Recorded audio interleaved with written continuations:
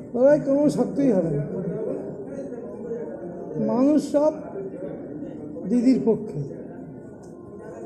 আচ্ছা, এই লড়াই আমরা জিতবো, লড়াই কোনো শক্ত লড়াই বলে মনে করছি। তবুও নির্বাচন করতে গেলে যত সতর্ক থাকার আমরা আছি। আমার তো মনে হয় কিছু নেই এখন। আমাদের অর্জুনবাবু কিছুই খুঁজে পাচ্ছেন না, এগুলো টানছে। আমার বিধানসভায় 50+। বাংলার মানুষের সঙ্গে দিদির লড়াই, বাংলার মানুষের সঙ্গে মোদির লড়াই। প্রতিপক্ষ আপনার বাংলার মানুষের সঙ্গে মোদির লড়াই। আগে ভুল বললাম, দিদির লড়াই। বাংলার মানুষের সঙ্গে মোদির লড়াই।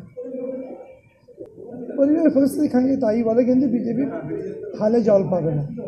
প্রতিপক্ষ হলেও হালে জল পাবে না, কেন বাংলার মানুষ বিভাজনের রাজনীতি বোঝে না, ধর্মীয় রাজনীতি করে না।